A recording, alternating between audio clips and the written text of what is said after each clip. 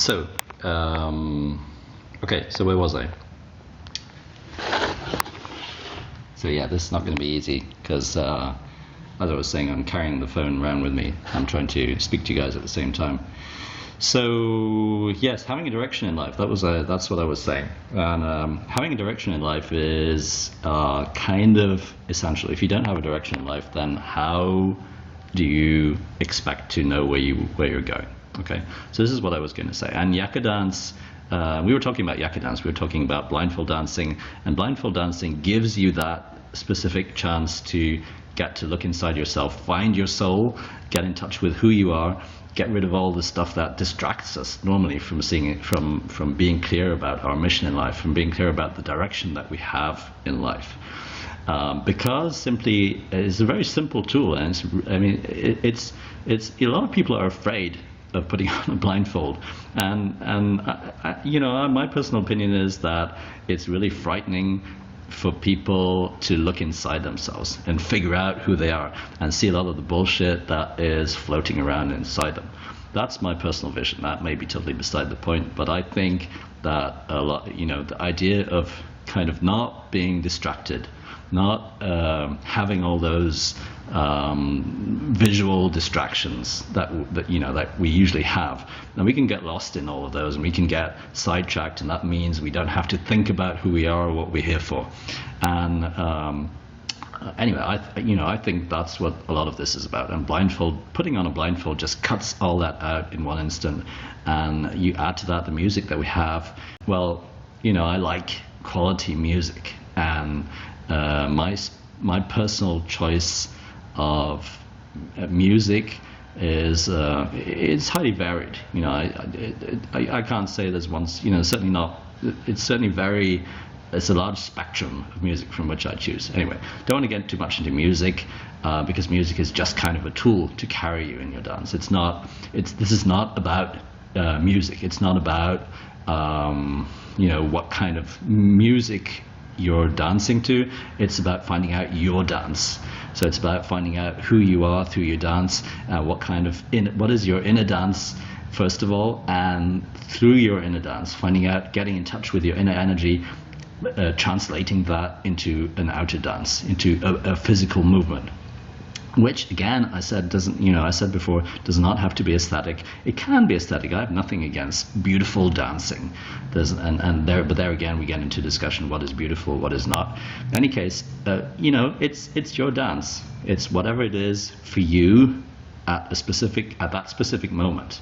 And that can be different for you. We can be having a session on one day, and it'll be totally different the next day, or even the next moment. It'll vary from 1 minute to another, and a lot of that will depend on where you are with your life at a specific moment. A lot of people who come to do Yaka Dance have to get through a lot of bullshit first before getting to the essence. So it's not done in one. You don't get there, generally speaking, in one go. Since I've been, 20 years ago when I arrived in Brussels, as I said, I started out doing what you call in French. I don't know what the heck it's called in English. It's called expression corporelle. It's translated, it would be body expression. Doesn't mean anything in English, but kind of a series of movements where you kind of become much more aware of your body. It's a bit like mindfulness linked to it. What we call mindfulness nowadays, which is really in here in Europe. I don't know about the US or any other place in the US, but mindfulness is really, really becoming big here, and so people are much more. It's about becoming much more aware of what you do, how you do it, how you move, how you breathe. How your body responds, how you respond with your body, and so that's what I started out with. It's really a useful tool to have, and it's something that I really recommend that people go into mindfulness and become much more aware. We tend to be running around like headless chickens a lot of the time and doing things on autopilot.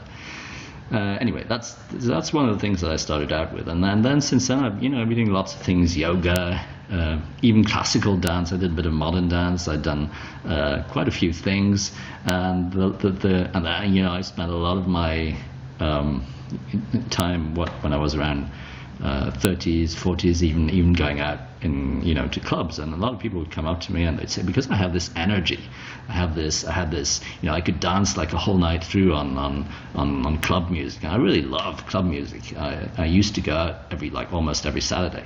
And it's something that now I don't need to do anymore. I don't feel that need. And also the atmosphere in clubs was not very healthy, because you'd have people on drugs, you'd have people drunk, and so on and so forth. Not my cup of tea.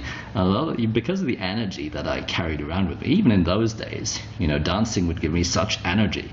And the music would give me such energy. And so although I said, it's not about the music really can energize you. Another thing that can energize you is your breathing. And so we'll be going a lot into breathing. We'll be going a lot into the dynamics of different breathing patterns, which can energize you. But breathing is also a huge cleansing tool. So a lot of people don't know that, but the best cleansing tool, and it's not food, it's not water, it's breathing. You do 10 breaths in, 10 breaths out during a day, and you've got a how should I say, high leverage tool for cleansing your body. It's much more powerful than any type of diet or any type of water that you may drink to cleanse your body. Breathing.